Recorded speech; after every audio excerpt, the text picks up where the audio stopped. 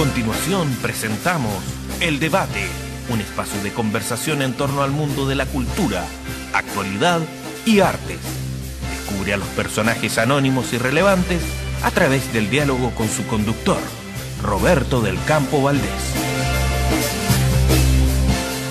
Bienvenidos, gracias por acompañarnos y premiarnos con su sintonía cada semana. Llegamos a sus hogares por www.programaeldebate.cl y en retransmisión por radio online de la ilustre municipalidad de Mafil, provincia de Valdivia, en el corazón de la región de Los Ríos. Como siempre, un saludo desde Santiago de Chile para todos los mafileños que nos escuchan cada martes a las 17 y a las 22 horas.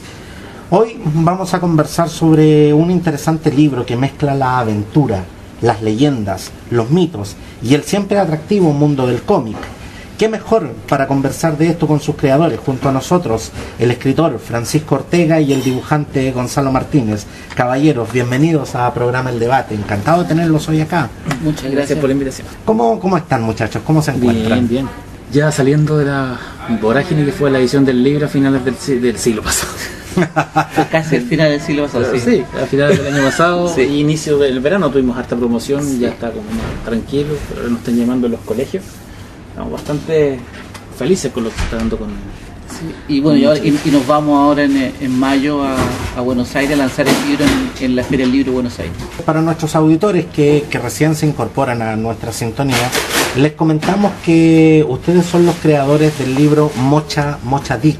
En realidad yo no digo que somos creadores, porque somos recreadores, porque es una historia que en el fondo nosotros agarramos de varias partes. Por un lado de la mitología mapuche, por un lado de las historias de balleneros que se contaban en las costas chilenas durante el siglo XIX, por otra parte un hecho real, que es el hundimiento del ballenero Essex, y por otra parte también todo un discurso ecologista que comienza a tomar peso a mediados del siglo XIX, durante lo que fue la edad de oro de la industria ballenera norteamericana y americana en general.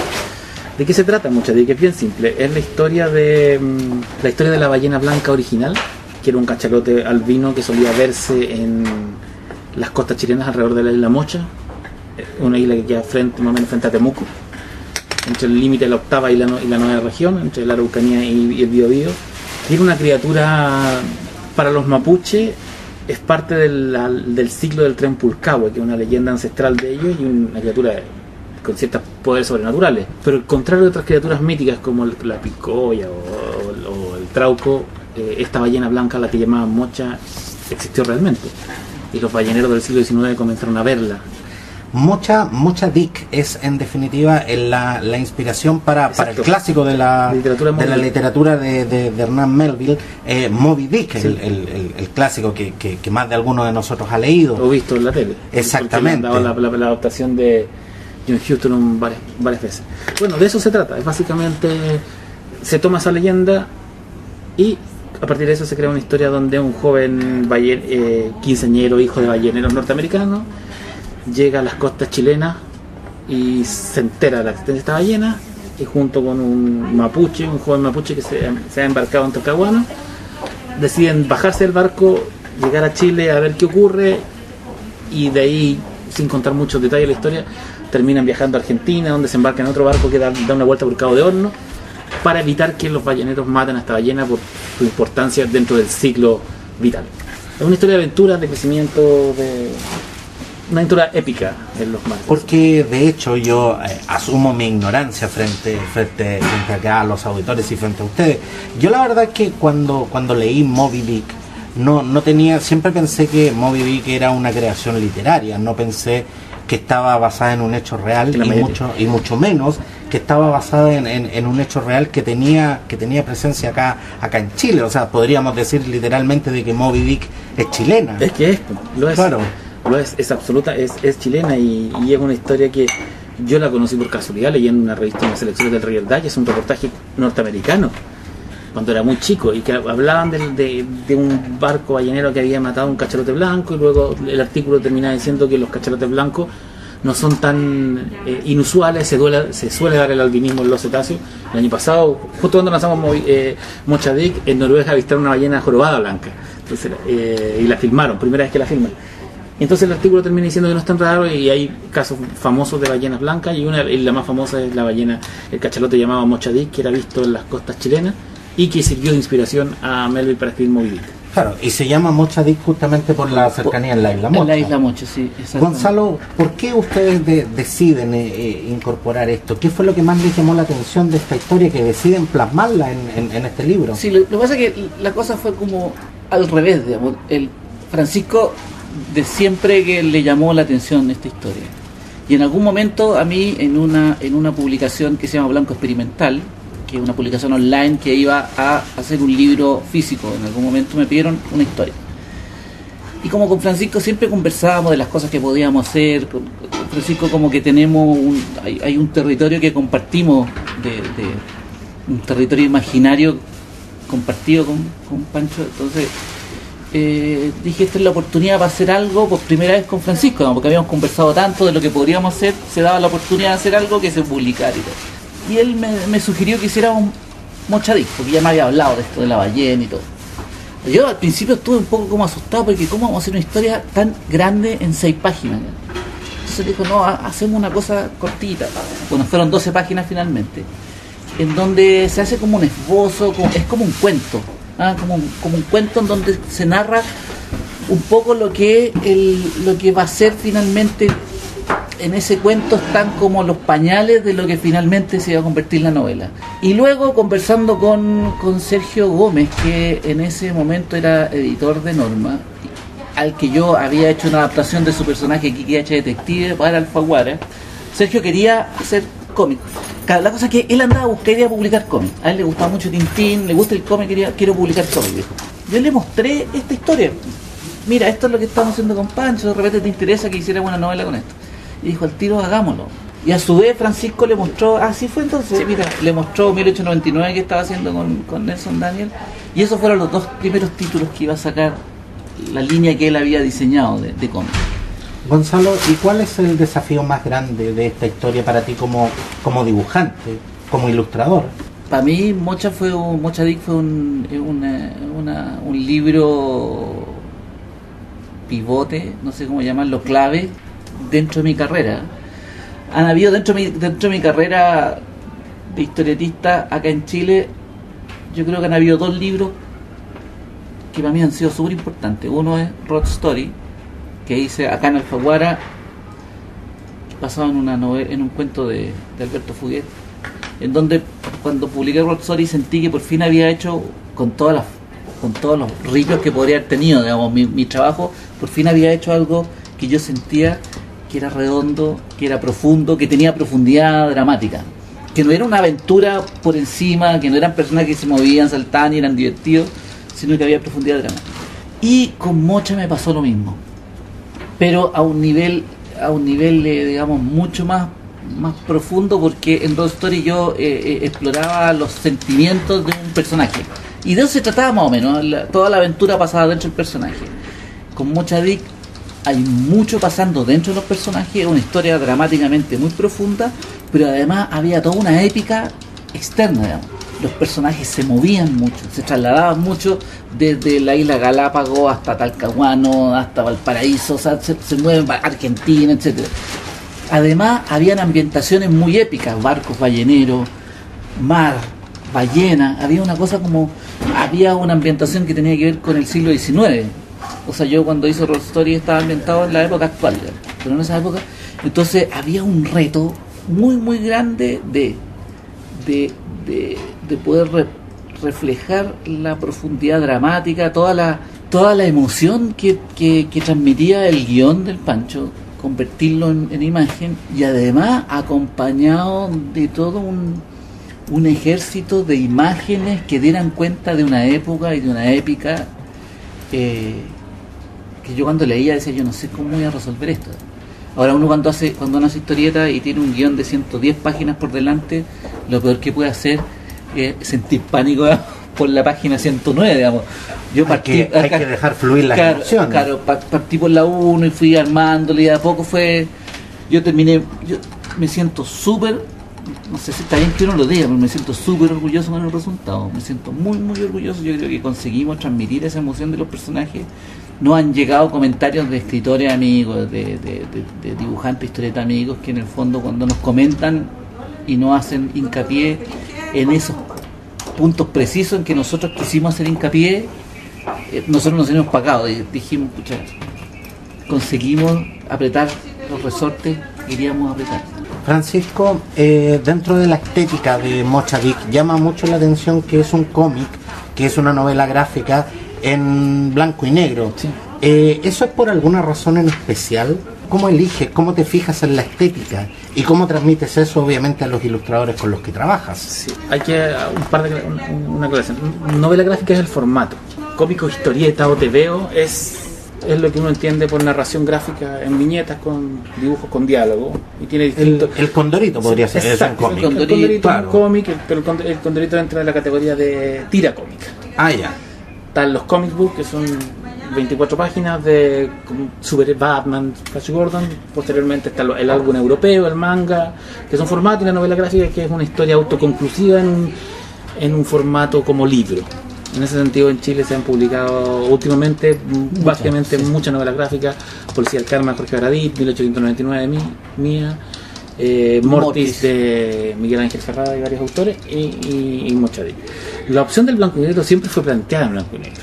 Hay una cosa de tiempo, y hacer un cómic es quizá el mejor trabajo del mundo, dicen por ahí. Pero también es el trabajo más, la fórmula matemática entre tiempo que uno gasta así, desarrollándolo, y dinero que sale, no va por ninguna parte. Es un trabajo extremadamente lento, es como hacer una película, pero incluso una película es más rápido que hacer un cómic.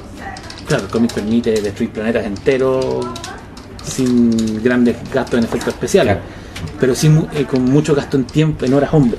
Porque ahí también hay todo un trabajo intelectual. Sí, absolutamente. Y nosotros básicamente optamos en blanco y negro por varias cosas. De partida, porque hacer un cómic a color encarece mucho los costos de producción. Hay que trabajar además con un colorista y con un entintador.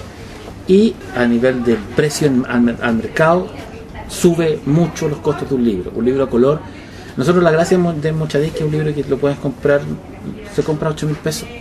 A color ya estamos hablando de un libro de, súbelo al doble, 16, incluso más. Pero ustedes nos hablan de obviamente un tema de presupuesto, que no es menor, obviamente. Sí. Pero el cómic básicamente entra por la vista.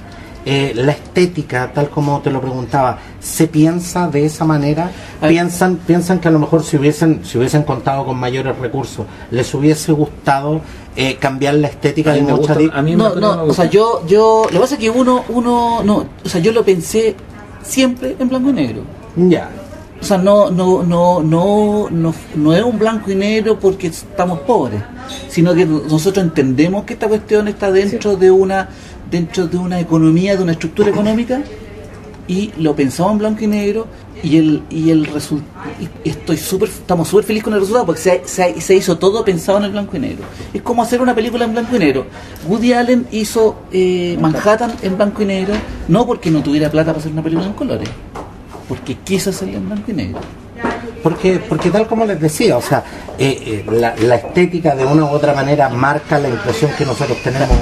Absolutamente. Tenemos frente a lo que estamos leyendo. Si tú te fijáis, la novela está hecha en blanco y negro, con tramas de grises, que son tramas que no son puntitos, sino que son rayitas.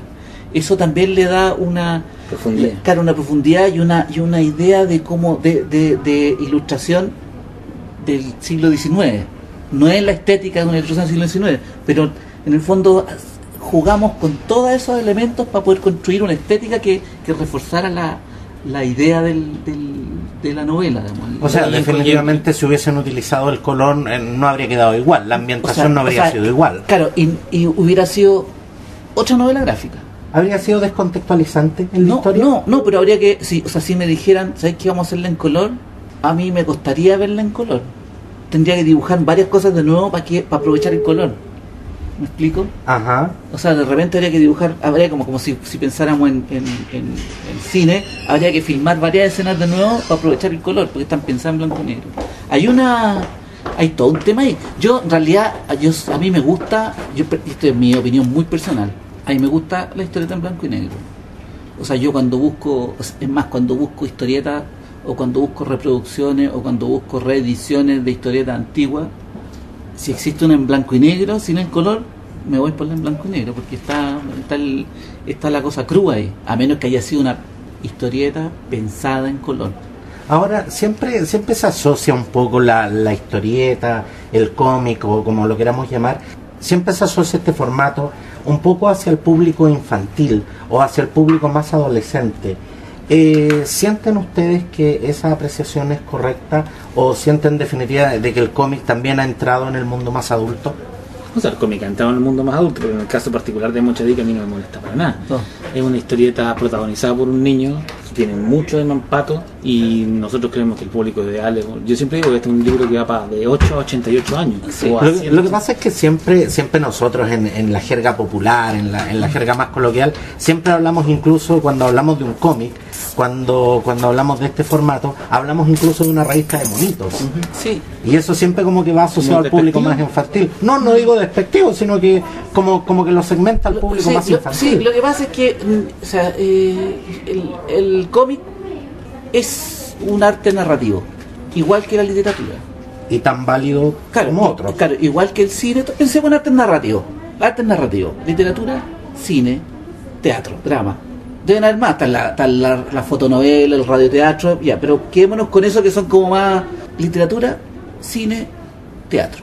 En esos tres artes narrativos hay literatura para niños, hay literatura para adultos, hay literatura de frentón no para niños, porque una cosa es que sea una cosa para adultos y otra cosa que no sea, que sea prohibido para niños. Exactamente. Lo mismo en el cine y lo mismo en el cómic y lo mismo en el teatro. No, entonces yo no entro en angustias de porque no, yo creo que la historieta durante un tiempo era asociado, ¿sabes qué? Es que yo no sé, cuando yo era chico, yo tengo 51 años.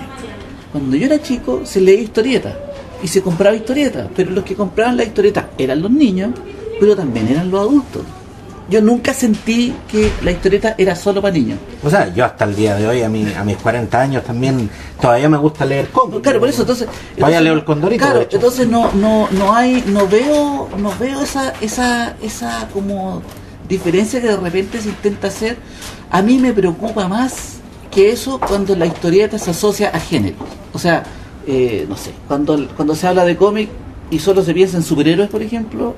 Ajá. Me complica, yo no tengo ningún drama con los superhéroes, yo leo superhéroes, pero me molesta cuando se asocia la historieta solo a los superhéroes. O solamente al tema del humor. Claro, o solamente al tema del humor. Claro, o a los personajes infantiles, como lo mencionaba. Claro, a mí me complica más eso, pero yo nunca he sentido que en realidad nunca he sentido que se asocie solo a los niños. De repente hay gente que efectivamente, y como de repente han habido problemas, no sé, un Road Story, que es una novela para adultos.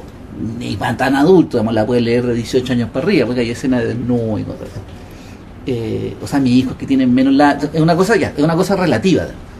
Pero me acuerdo que en una librería un niño le pidió a su papá que le trajera un cómic de Toy Story y le llevó Road Story. Claro, porque la tenían puesta, en algún momento los libreros ponían los cómics todos juntos. Claro. Ahora ya están aprendiendo que existe una mesa de cómic para adultos y una mesa de cómic para todas las edades, ¿ah?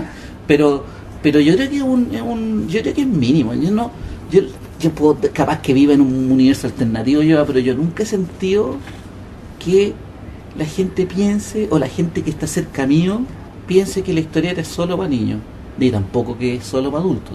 Francisco, en tus últimas publicaciones hemos visto una marcada tendencia hacia temáticas que están relacionadas con la historia de Chile. Vimos 1899, que estaba asociado justamente a todo lo que era la gesta heroica de Arturo Prat, con algunos matices de ciencia ficción, y ahora vemos Mochadic, que está asociado justamente también a otra parte de la historia de Chile, un poco más desconocida, pero parte de la historia de Chile igual. ¿Por qué estás explorando estos temas? ¿Por qué te interesa tanto estos temas?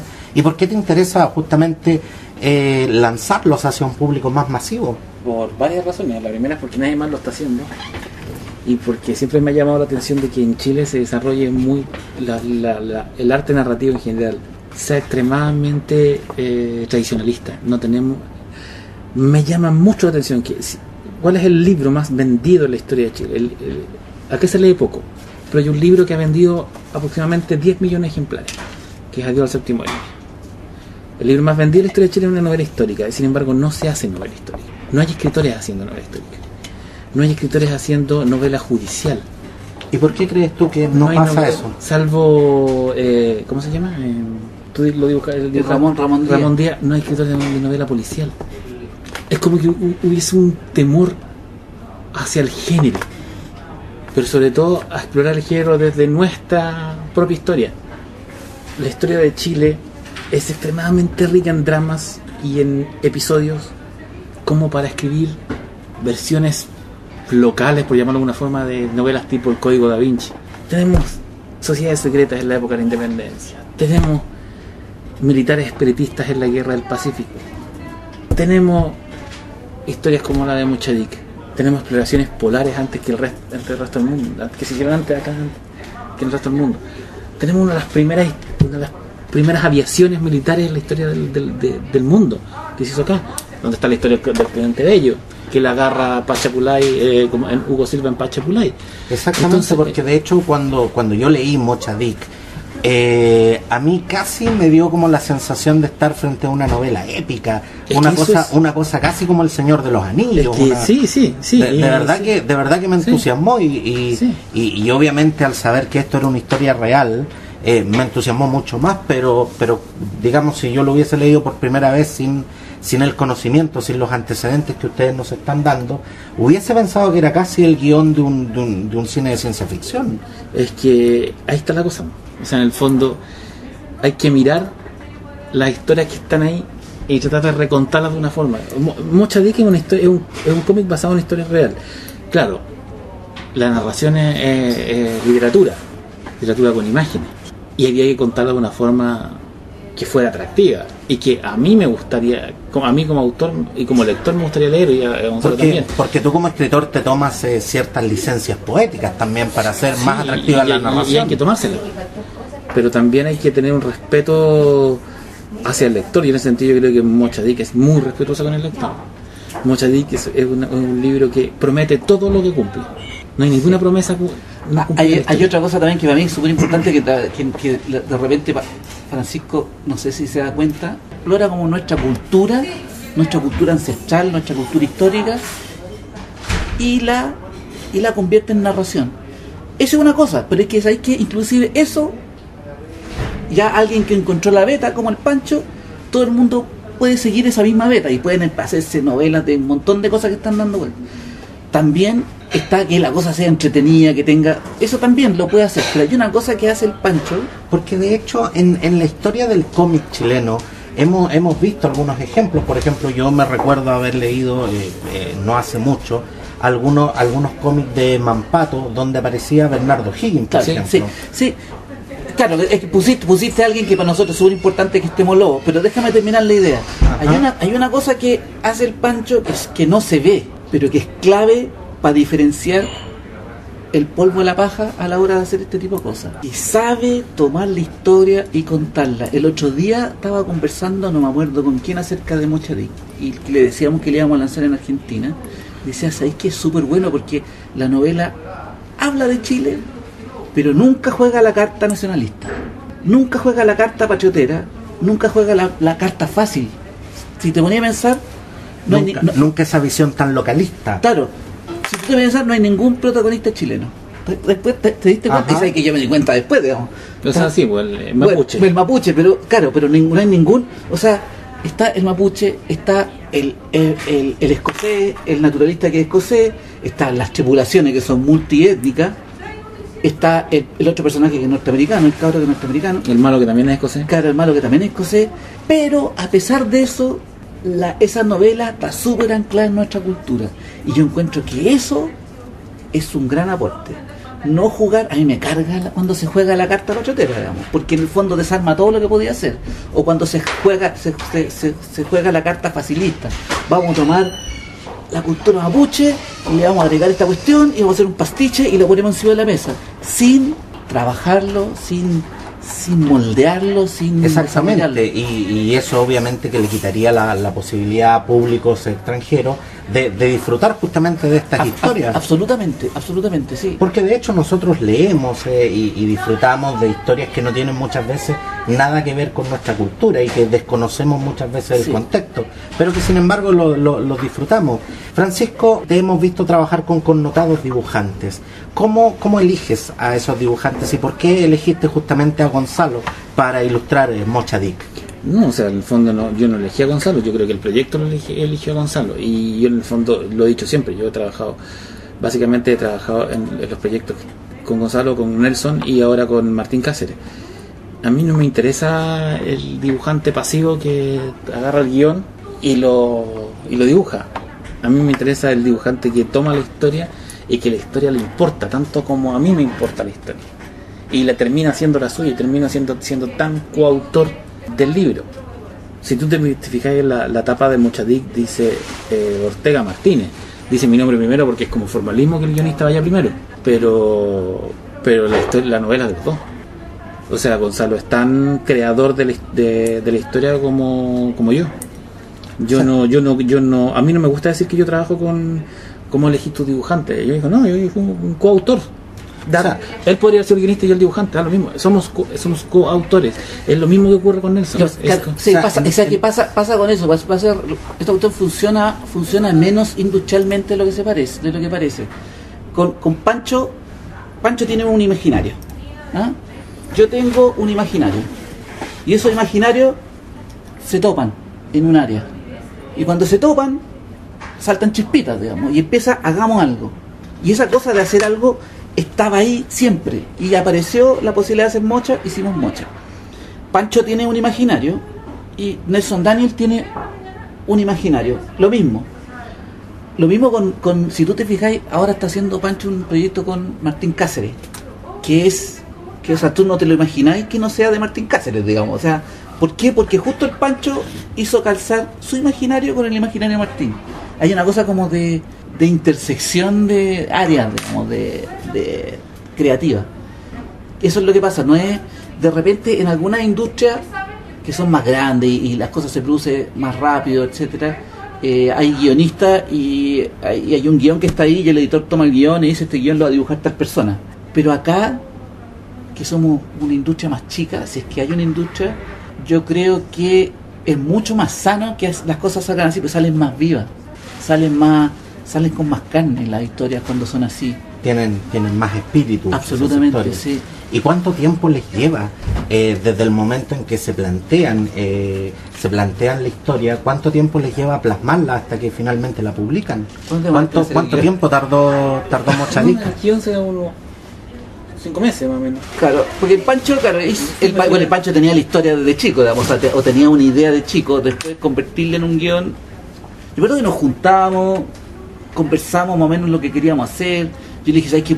Podrían moverse los personajes, que se movieran por Sudamérica. Y Pancho, claro, son los 5 meses, y yo, lo que pasa es que uno no trabaja tampoco tiempo completo en esto, porque no hay. Afortunadamente salimos favorecidos con un fondo del libro, una beca de creación. Pero aún así, y de repente la gente no sabe, que la beca de creación es bastante buena, pero aún así eso no alcanza a pagar el tiempo que uno le dedica. Yo hago 18 páginas al mes, más o menos, trabajando a tiempo regular. La novela tiene 110 páginas. 8 o 9 meses. Él se demoró 8 meses, yo me demoré 9 meses. Pero yo no me demoré 9 meses corrido, me demoré 9 meses intercalado entre otras cosas que hago. Exactamente, pero tal como tú lo señalabas, Gonzalo, la industria del cómic nacional es una industria que ya no podríamos decir emergente, es una industria en un potencial desarrollo. De hecho, hemos tenido importantes eventos como la Comic Con, sí, acá en Chile, lo que da claras muestras de que estamos con una industria del cómic nacional en un rápido ascenso. Ya estamos compitiendo, como digo yo, en las grandes ligas. Pero falta ese apoyo. Yo me atrevería a decir que a nivel latinoamericano hoy día estamos súper bien. Sí. Incluso hoy día estamos mejor que los argentinos, que no es menos. Pero falta ese apoyo. ¿Sabes qué pasa? Yo lo he dicho en varias redes sociales y todo. falta tener una instancia como la que tienen en España y como la que tienen en Argentina, de tener, así como el Consejo Nacional del Libro de Lectura entrega un premio a las mejores obras literarias, en novela y en cuentos debería tener en novela gráfica. Y faltan también, Francisco, editoriales que se atrevan con este tipo de proyectos. No, ya no. Las editoriales quizás se están yendo a la segura, están yendo con autores y con pero pasan que no es que, ¿sabes qué le pasa? Que en estos momentos la industria editorial del cómic no es tan distinta, o sea, excepto la escala, pero no es tan distinta a la industria editorial de la literatura tradicional. Son los mismos tratos.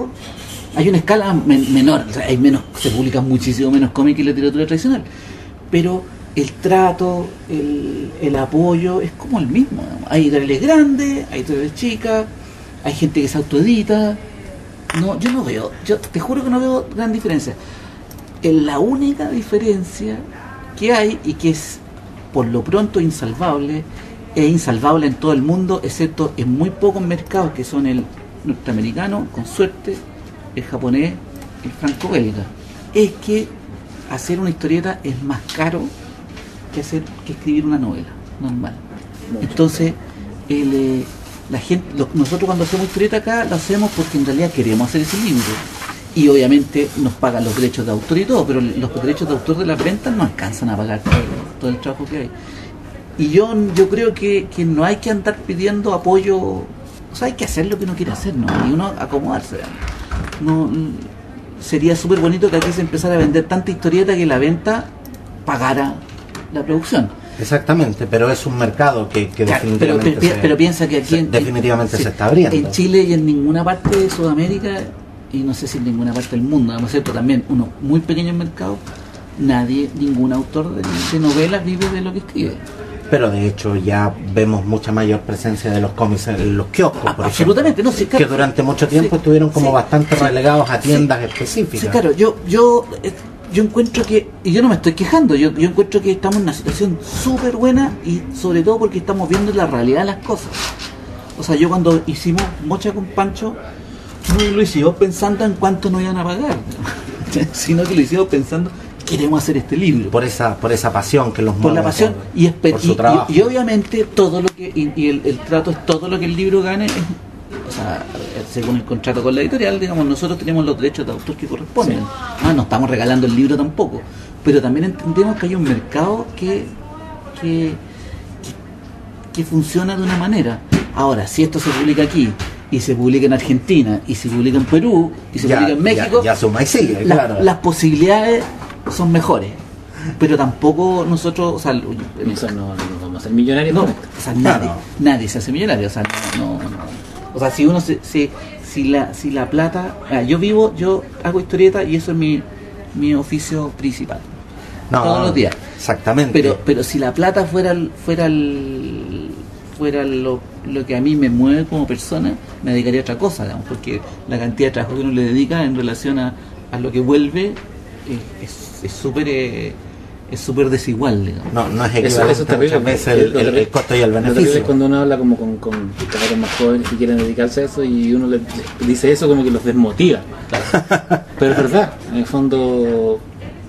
Claro, y no me estoy quejando, yo gano razonablemente bien, claro. Súper bien. Pero, ojo, la cantidad de pega que yo le pongo no guarda relación. No tenéis vacaciones. No, por ejemplo.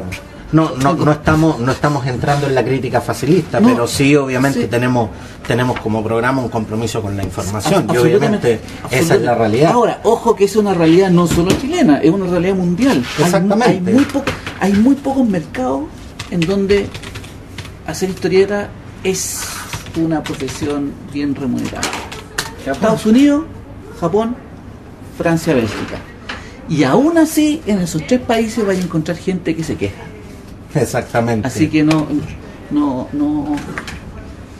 Yo creo que al final uno tiene que hacer lo que quiere hacer con amor y saber organizar bien, digamos, las pegas para no morirse de hambre a final de año, ¿no? Exactamente. Muchachos, nos quedaríamos conversando horas, pero ¿qué les parece si cerramos esta edición? ¿Por qué no invitan a nuestros auditores a leer Mocha Dick?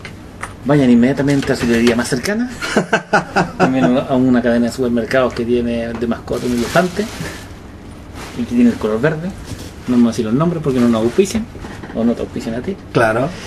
Deberían hacerlo y compren Mocha Dick, y si no lo pueden comprar, consíganselo y leanlo. Es una aventura, es una historia de crecimiento y sobre todo es un rescate patrimonial de un suceso, de una viñeta de nuestra historia muy desconocida y de la cual deberíamos estar todos muy orgullosos. No es menor que el monstruo marino más importante de la literatura universal sea chileno, y nosotros lo traemos de vuelta. Durante 200 años Moby Dick fue patrimonio norteamericano y de ahí del anglosajón. Ahora nosotros dijimos, Trae la para acá. ballena Claro. chilena, venga para acá. Exactamente, Moby Dick será patrimonio norteamericano, pero Mocha Dick definitivamente es patrimonio chileno. Francisco Ortega y Gonzalo Martínez, gracias por acompañarnos en esta edición y mucho éxito con su libro Mocha Dick. No, Muchas gracias. gracias. Muchas gracias por invitarnos. Muchas gracias, muchachos. Me despido y los invito a seguir en la sintonía de programa El Debate. Visite nuestro sitio oficial, escuche, comente y descargue todas nuestras ediciones. Un abrazo a todos y nos vemos aquí la próxima semana. Hasta pronto. Ha finalizado un capítulo más de El Debate, programa conducido y producido por Roberto del Campo Valdés. Mantén en contacto con nosotros. Escríbenos a contacto@programaeldebate.cl. Síguenos en Facebook, en nuestra página Programa El Debate. Escucha todos nuestros capítulos en podcaster.cl y visítanos en nuestro sitio oficial www.programaeldebate.cl. Nos encontramos en una próxima edición.